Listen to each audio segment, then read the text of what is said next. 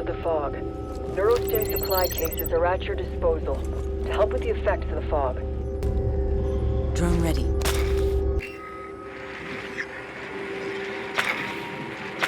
Hello, welcome to another video preview from God is a Geek. I'm joined today by Mr. Adam Cook. How are you, sir? I'm good, mate. Yourself? I'm wonderful.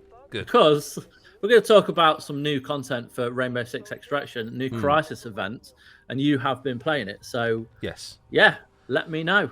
What's it like? It's interesting because the first time I played the previous Crisis event was at a preview, and I got the impression that what they're doing is they're kind of taking the core game and twisting things a little bit to kind of create new content. So that's what Nightmare Fog is as well. It's not a... There are new mechanics, to be clear, but they also kind of reuse stuff. So in Extraction, I make no bones about it, I'm a big fan of that game. I think that really works. It's a co-op game, and that's always going to be up my street.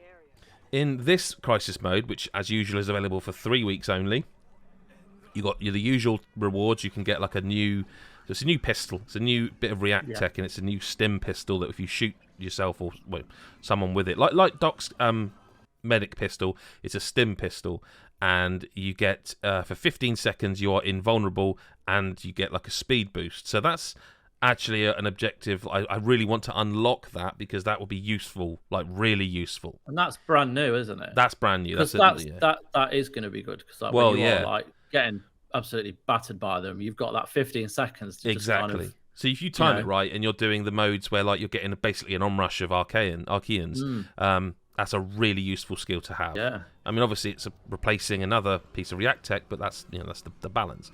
The main core of this is that, again, you're going through 3 different levels, or they call them sub maps in this game. But now there's like a fog that is everywhere. Well, not everywhere. There are a few safe rooms, and obviously the fog isn't inside the kind of extraction points and the normal safe rooms, but there are other safe rooms in this. In this fog, you now have a new meter, like a circular meter that fills up in percentage-wise. So at 30%, your neurotoxin level starts giving you visual and audio hallucinations, which means if say you and I are playing and my bar gets to 30%, I'm going to start seeing enemies that aren't real. But you're not if you're below that. So I might suddenly start shooting a random space and you're like, what's going on? Which is another thing. I think it leans into the co-op aspect. You need to be communicating because if I see an enemy... So there are 4 types of hallucinations at 30%, okay? One of them will run at you and do an attack. Now, the attack won't hurt you, but it still runs at you, and then once it attacks, it disappears. There are some that are just static, and when you turn to look at them, they vanish. Yeah. So they're kind of designed to make you look around, and then they're not there, so they're distractions. Some just literally stand there. So those ones you could say, Chris, is there an enemy? Is there an enemy there? And you could go, there's not, and you go, okay, I'm not going to panic. That's not real. Yeah. That's at 30%. If your neurotoxin level gets above 65%, you get like an altered vision. So you get like really strong motion blur or distorted viewpoints, or even sometimes tunnel vision. Right. So it's making it really hard to see. And at 100%, if your neurotoxin goes all the way up, basically you take constant damage until your health goes down to 1%. And even then, if you like heal up, it will start going down again. It's basically 3 HP every 5 seconds. And what's important to note as well is that all these symptoms stack. So it's not like after you get to 65%, the 30% ones disappear. No, they stack, so you could have all of them at once.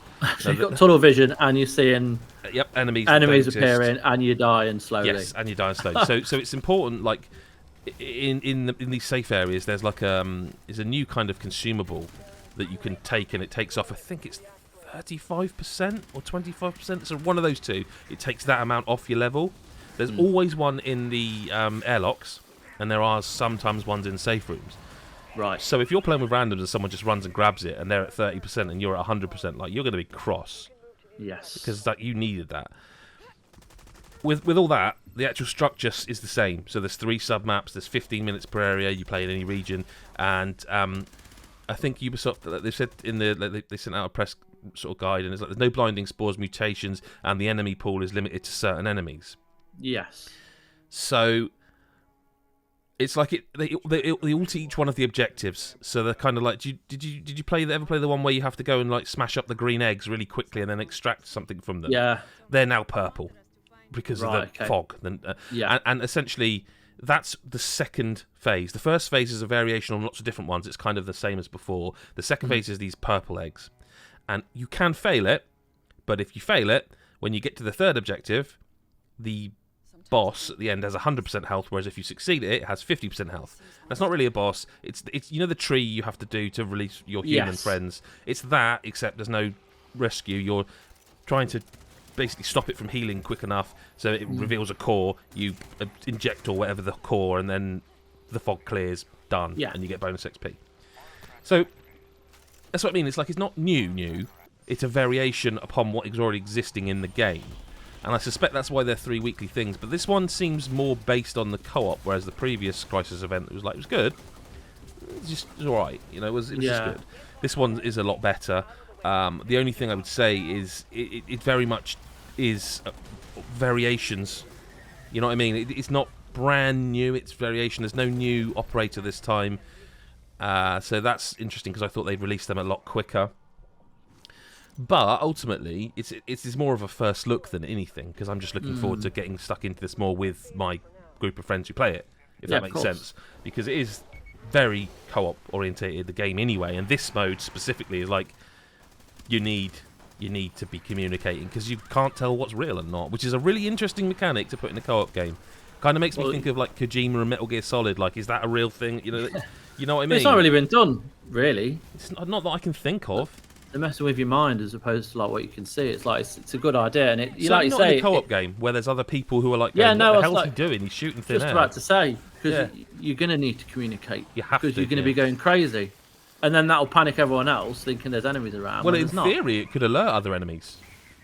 Yeah. Well, the idea being, I'd want you to tell me if something's real, so I could melee it quietly, just to get it out of my view, or ignore it. You start letting off, weaponry, then it will draw the Archaeans towards you. So it's I just think this is a really cool game, and I'm just happy to be playing it again, if that makes sense. I don't know that they can make the content drops any quicker, but I am enjoying the fact that every now and again I've got a reason to come back and play. I mean, we're only in May, and it's the second event they've done, so that's not too bad. Yeah, true. Still early stages, I'll be playing it again. Yeah. No, I don't blame you. Well, obviously, you can go and read Adam's thoughts on the God is a Geek website, where there's plenty of other content featuring all kinds of reviews, movie reviews, features, previews, whatever you want, it's on there.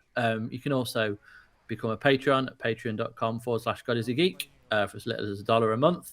And like and subscribe this video, press the bell button, do whatever you need to do to keep in touch with your most favourite video game website. Thank you very much, Adam, for joining me. Cheers. And we'll see you all in the next video. Bye-bye.